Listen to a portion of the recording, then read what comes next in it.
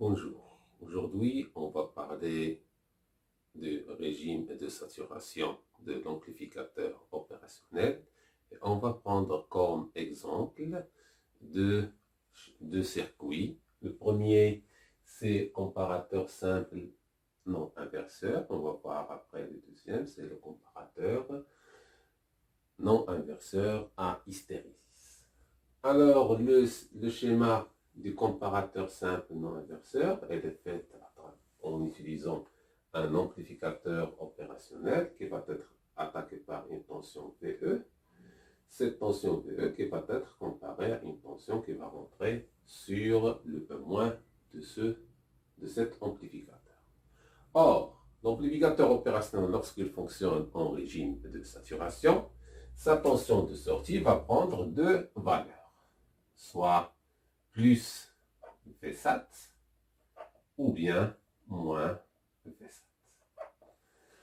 Elle va prendre plus Vsat lorsque la tension différentielle entre les bornes E plus et E moins, qu'on l'appelle Vd, lorsqu'elle est positive.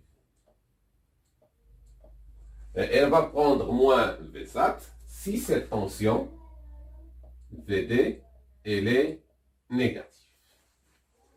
Maintenant, qu'est-ce qu'il nous reste à faire? C'est de déterminer la tension Vd d'abord. Or, Vd est égal, ce n'est que le E plus moins E moins.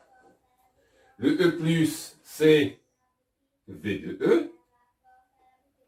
Le E moins, c'est le potentiel ici, qu'on va le déterminer en utilisant le théorème de Millman.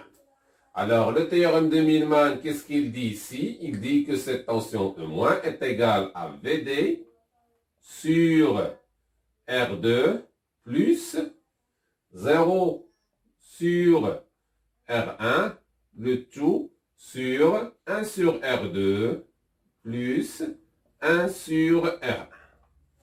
Cela va nous donner une tension Vd qui sera égale à Ve moins R1 sur R1 plus R2 V2D. Donc ça, c'est la tension différentielle Vd, c'est-à-dire entre les entrées de l'amplificateur opérationnel. Alors maintenant, on va essayer de trouver la condition sur VE pour laquelle la tension de sortie est égale soit à plus Vsat ou bien moins Vsat. Alors prenons le premier cas. Vs est égal à plus Vsat. Cela veut dire que Vd est positive.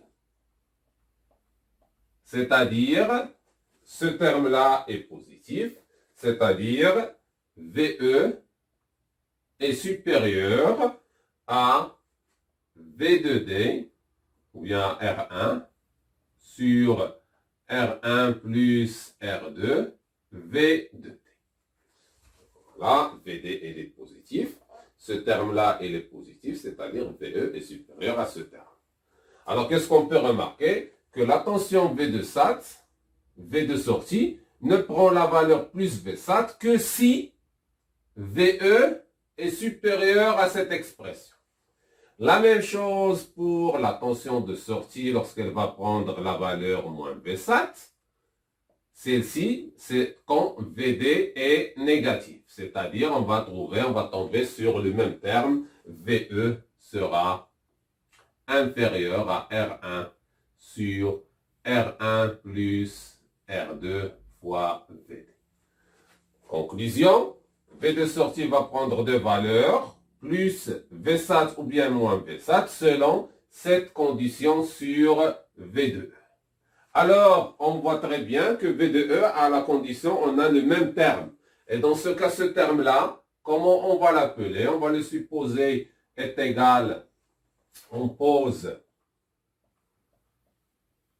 V de ref est égal à R1 sur R1 plus R2 fois VD, ce terme-là s'appelle le seuil de basculement.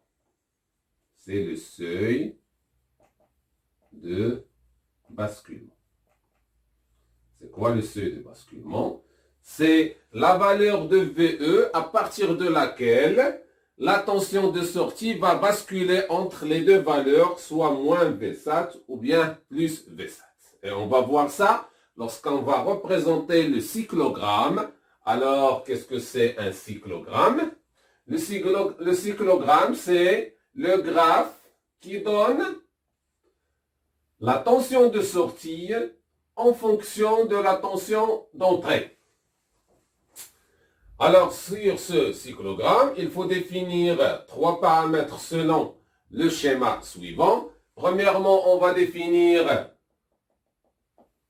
plus Vsat, qui se trouve là, la valeur de la sortie, et moins Vsat, c'est-à-dire la tension qui est là. Moins Vsat. Un autre terme qu'on va le définir, c'est V de référence. On va la supposer qu'elle se trouve ici, par exemple. V de ref. Alors, dans ce cas, selon les équations qu'on a déjà trouvées, V de S est égal à plus Vsat quand VE est supérieur à V de ref. C'est-à-dire, voilà, elle est là.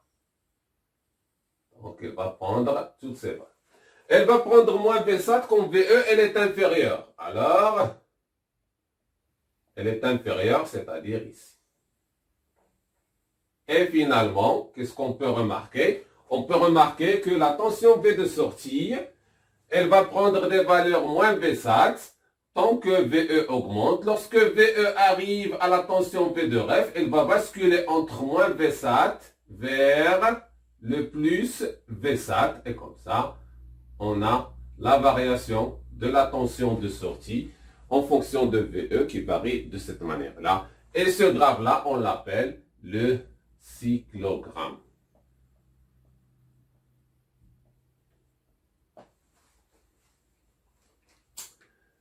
Maintenant, on va passer à un cas particulier. On va supposer que la tension VE n'est pas une tension qui est constante, mais c'est une tension qui varie dans le temps et elle a la forme d'un signal sinusoïdal.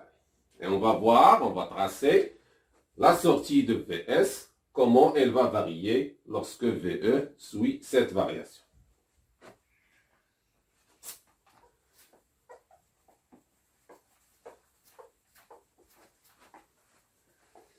Alors pour cela, on va tracer, on va essayer de tracer. Ça c'est l'axe des tensions et ça c'est l'axe de temps. Ça c'est le temps, ça c'est l'axe des tensions. Et on va représenter sur ce graphe-là la tension VE, la tension de sortie et le niveau, c'est-à-dire de basculement. On va commencer par le niveau de basculement. Où se trouve le niveau? On va supposer que le niveau de basculement, il est là. Par exemple, ça c'est VE, V de ref. Voilà. Et on va aussi tracer ce qu'on appelle les valeurs de sortie. Plus Vsat et moins Vsat. Voilà, plus Vsat, elle est là. Ça, c'est plus Vsat. Et en bas, on va tracer moins Vsat, elle est là. Moins. Le signal d'entrée VE, évidemment, il possède un maximum et un minimum. On va les tracer, on va limiter les maximums et les minimums du signal VE. On va les limiter ici. Voilà. Et pour tracer le signal d'entrée, on va faire une petite grille comme ça pour faciliter le traçage de signal d'entrée. Voilà. Voilà. Comme ça.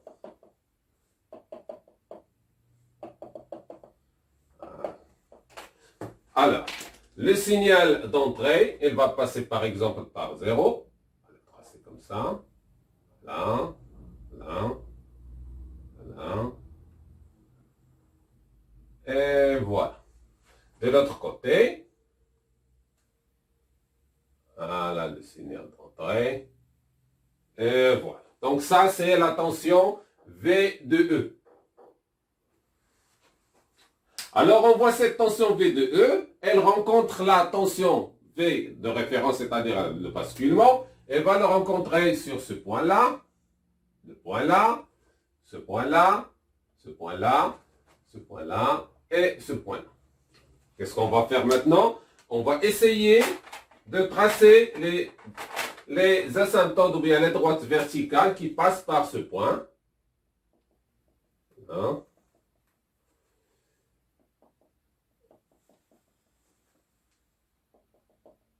Les droites qui passent par les points de la rencontre de V de ref avec la tension d'entrée V de E pour mieux expliquer. Alors, qu'est-ce qu'on voit ici? Par exemple, ici, sur ce point-là, on voit entre ce point-là et ce point-là, la tension VE, elle est supérieure à la tension VRF. Dans ce cas, si VE est supérieur à VF, qu'est-ce qu'on a dit dans les équations? On a dit que la tension de sortie est égale à plus Vsat.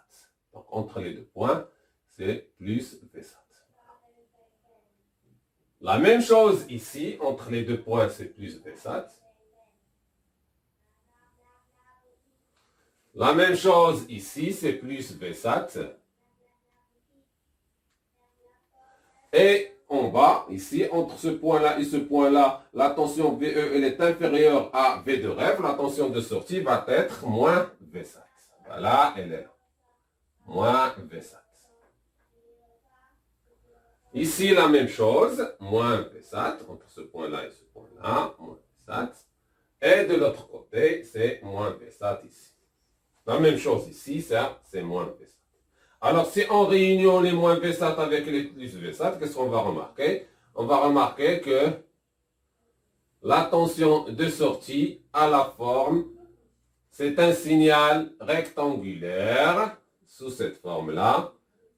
Voilà, comme ça. Un signal rectangulaire qui passe par les points de la rencontre de VE avec la tension de référence. Comme ça. Et finalement, on va aboutir à un signal carré, mais avec un cycle. Vous voyez, le signal, ça, c'est la tension de sortie, V de sortie, mais avec un cycle qui n'est pas sur 50%, c'est-à-dire cette largeur-là, elle est différente de l'autre largeur, et cette largeur-là va être réglable à travers la tension de V de référence. Et comme ça, on peut remarquer qu'on a déjà comparé une tension V d'entrée avec la tension V de ref. Si la tension d'entrée elle est supérieure à V de ref, la sortie c'est plus Vsat. S'il est inférieur, c'est moins Vsat.